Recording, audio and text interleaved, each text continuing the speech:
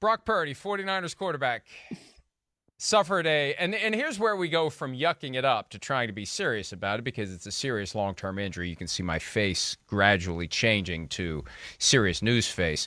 Brock Purdy suffered a torn UCL in his throwing elbow. Remember, that's the injury that we feared Josh Allen suffered earlier this year.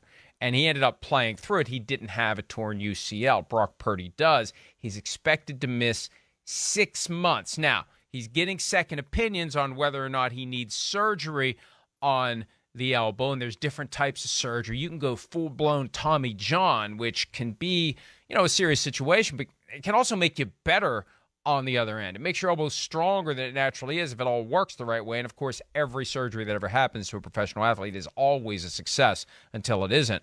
But, Myles, this is something. This train was rolling. Brock Purdy, Brock Purdy, Brock Purdy. Oh, he's the guy for next year. Now, all of a sudden, with one play, one moment, it's all thrown into chaos for the 49ers. Yeah, it is. And it's weird. I mean, and people have pointed this out. This is the second year in a row that the 49ers quarterback who started the NFC Championship game for them ends up needing a significant surgery to start the offseason, or perhaps, right? Or at least has a significant injury going into the offseason. And we'll see, I guess, if that's second opinion, or maybe he gets like Mike White and he goes to 10 doctors until he hears something he wants to hear, right? I mean, it's really unfortunate because of how well Brock Purdy was playing to that point. And we don't know what would have happened if he had not suffered that injury and he would have been able to continue. But I mean, this is significant ramifications, because it's not just, Brock Purdy's out 6 months, and that means, he could probably be back, if that timeline is correct, for the start of training camp. I mean, 6 months pretty much takes you out for the entire offseason program, right? And when you're talking about a young quarterback, somebody who, even though he had a lot of success, still needs to grow in that offense if he's going to be QB1 for the 49ers next year, you need that offseason program to get with everybody, to grow in the offense, to learn the offense, to master the offense. So it's kind of like, well, you've opened the door for Trey Lance or somebody else, perhaps somebody who has 7 Super Bowls, to come in there and be the starting quarterback for the offseason and have a grip on that thing going into training camp. And that is significant. Yeah, absolutely. And, we're now in a spot where if Brock Purdy's the guy, we're going to have this constant obsession. When's he ready? When will he be ready? And he hasn't done enough to be that guy that we're obsessed with every day in training camp. It's Brock Purdy. He had a great run, pressed into service, but he never got a chance to finish the job. Got them to the NFC Championship, gets an incomplete because of the injury.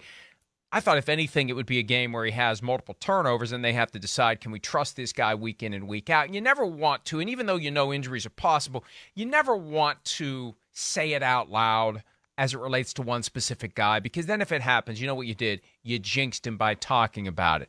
That's just part of the culture for what we do. You don't openly talk about the possibility of injury. We know it's there, but you never know when it's going to happen. It can happen anytime, any place, and it happened to Brock Purdy. But now, if he is out 6 months, you're right. Somebody's got to take the reps as the QB1 in the offseason program.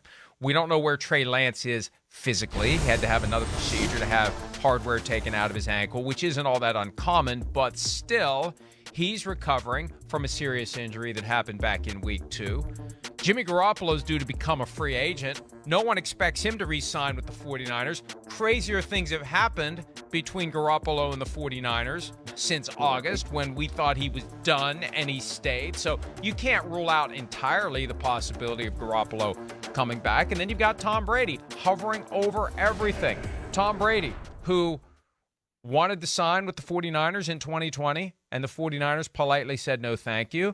Sims and I believe something was going on last year when Shanahan stays home from the scouting combine. Tom Brady, coincidentally, is back visiting his parents in San Mateo, sleeping in the bedroom he grew up in. And Brian Griese, a Brady teammate at Michigan, just arrives in the area as the quarterback's coach, and they're all out there at the same time.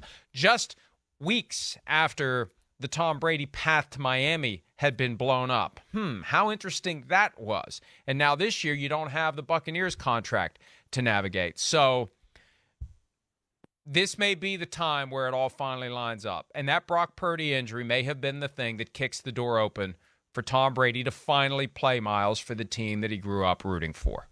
Yeah, it really could. And, I think that Brady in that particular offense could be pretty good still, right? I mean, it's not like Tom Brady has lost all of his ability to throw. I think that we saw that, when he was able to pull the rabbit out of his rear end in so many games to get the Buccaneers to that division title in the NFC South.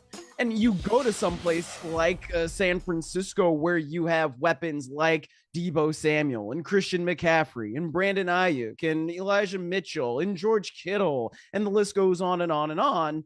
And perhaps that lengthens Brady's career, right? I mean, that's an extremely quarterback-friendly offense, which we know because Brock Purdy, as the literal last pick in the draft, was able to excel as he did. So I'm interested to see where that goes, and especially because of the injury to Brock Purdy. But I would also say we don't know what Trey Lance is, and that's just kind of weird. It's the 3rd overall pick in the draft from the 2021, and we have no idea what his career trajectory even could be, because in the first year he wasn't ready. That was pretty obvious as they put Jimmy Garoppolo out there. He had a couple of spot starts, didn't look like a franchise guy per se quite yet. And then, in 2022, they get the monsoon in Chicago, and then he gets hurt week 2. We have no clue what Trey Lance is.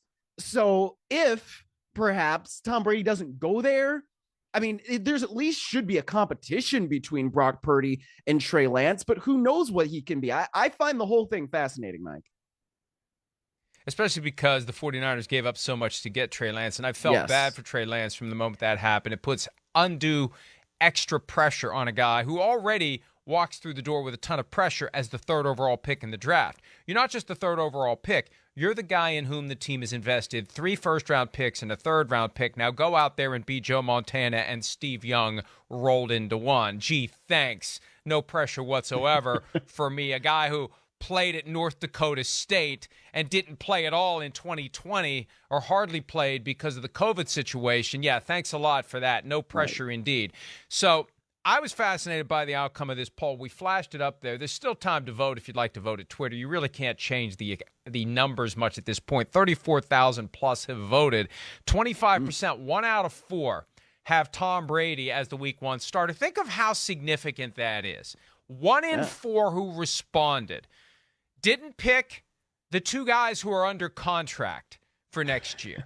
Didn't pick the guy who's been the starter since midway through the 2017 season, except when he's been injured. They picked the guy who's never played for the 49ers in his entire life. And I don't think that would have been the same outcome if I had thrown any other random veteran quarterback in that spot. You put Sam Darnold at the bottom of that stack, he's not getting 25%. You put Aaron Rodgers at the bottom of that stack, he's not getting 25%. Tom Brady's getting 25% for a reason, because people know there's been an effort to make what Chuck Woolery used to call the love connection between Tom Brady and the 49ers, and this may be the year it finally happens. The Purdy injury is the thing that may make it finally happen. Yeah, boy, that's almost as dated as Abbott and Costello. I don't know. What's a love connection? What do we do? I don't know how old that is either. Wait a minute. You're aware of matchmaker, but you're not aware of love connection? I am. It's one of those things where it's like it's before I was born, so you think that I think it doesn't really exist. It's just somewhere floating in the ether, and it's happened at some point in time. I don't know. Well, what was Matchmaker from? What's that from? It's a musical show. It's from a Broadway show. I know, yeah, but it's from a musical. I know that, but which one? I can't remember. Is it from Fiddler on the Roof? Is it from that? Is it from Man of La Mancha? I don't know. I don't know. No idea. It's from Fiddler. It's from Fiddler. I don't know why I think it's from Man of La Mancha. All right. Well done. Hi, it's Mike Florio. Thanks for watching PFT on YouTube. Hit subscribe for the latest news and analysis from Pro Football Talk.